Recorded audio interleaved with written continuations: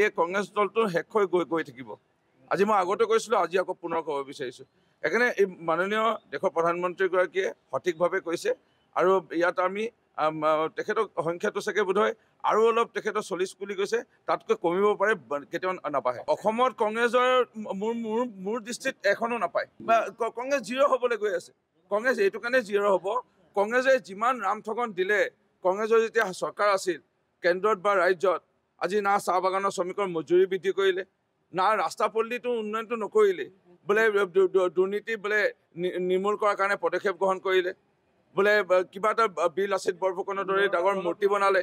15টা দল তেনেকুৱা মিল আছে জানো? তেনেকুৱা 15টা দল এনেহে কৈ আছে, তেনেকুৱা মাজত কাজিয়া।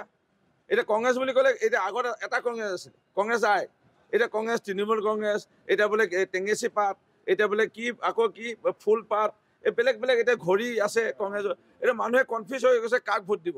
সেইকাৰণে মানুহৰ এই কনফিউজনতে আৰু কনফিউজন নিদিব আপোনালোকে। এই কংগ্ৰেছ দলটো শেষ হৈ গৈ থাকিব। আজি মই আগতে কৈছিলোঁ, আজি আকৌ পুনৰ ক'ব বিচাৰিছোঁ। সেইকাৰণে এই মাননীয় দেশৰ প্ৰধানমন্ত্ৰীগৰাকীয়ে সঠিকভাৱে কৈছে আৰু ইয়াত আমি তেখেতক সংখ্যাটো চাগে বোধহয় আৰু অলপ তেখেতৰ 40 কোটি কৈছে, তাতকৈ কমিব পাৰে, কেতিয়াও নাপায়। অসমত কংগ্ৰেছৰ মোৰ দৃষ্টিত এখনো নাপায় বা কংগ্ৰেছ জিৰ' হ'বলৈ গৈ আছে। কংগ্ৰেছ এইটো কাৰণে জিৰ' হ'ব, কংগ্ৰেছে যিমান ৰামঠগন দিলে, কংগ্ৰেছৰ যেতিয়া চৰকাৰ আছিল কেন্দ্ৰত বা ৰাজ্যত, আজি না চাহ বাগানৰ শ্ৰমিকৰ মজুৰি বৃদ্ধি কৰিলে, না ৰাস্তা পল্লীটো উন্নয়নটো নকৰিলে, বোলে দুৰ্নীতি বোলে নিৰ্মূল কৰাৰ কাৰণে পদক্ষেপ গ্ৰহণ কৰিলে, বোলে কিবা এটা বিল লাচিত বৰফুকনৰ দৰে ডাঙৰ মূৰ্তি বনালে। 15টা দল তেনেকুৱা মিল আছে জানো? তেনেকুৱা 15টা দল এনেহে কৈ আছে, তেনেকুৱা মাজত কাজিয়া।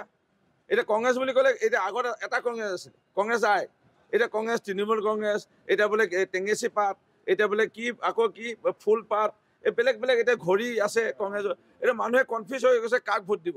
সেইকাৰণে মানুহৰ এই কনফিউজনতে আৰু কনফিউজন নিদিব আপোনালোকে। এই কংগ্ৰেছ দলটো শেষ হৈ গৈ থাকিব। আজি মই আগতে কৈছিলোঁ, আজি আকৌ পুনৰ ক'ব বিচাৰিছোঁ।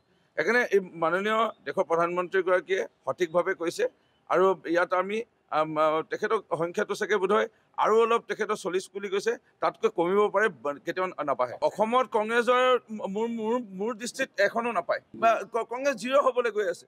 কংগ্ৰেছ এইটো কাৰণে জিৰ' হ'ব, কংগ্ৰেছে যিমান ৰামঠগন দিলে, কংগ্ৰেছৰ যেতিয়া চৰকাৰ আছিল কেন্দ্ৰত বা ৰাজ্যত, আজি না চাহ বাগানৰ শ্ৰমিকৰ মজুৰি বৃদ্ধি কৰিলে, না ৰাস্তা পল্লীটো উন্নয়নটো নকৰিলে, বোলে দুৰ্নীতি বোলে নিৰ্মূল কৰাৰ কাৰণে পদক্ষেপ গ্ৰহণ কৰিলে, বোলে কিবা এটা বিল লাচিত বৰফুকনৰ দৰে ডাঙৰ মূৰ্তি বনালে।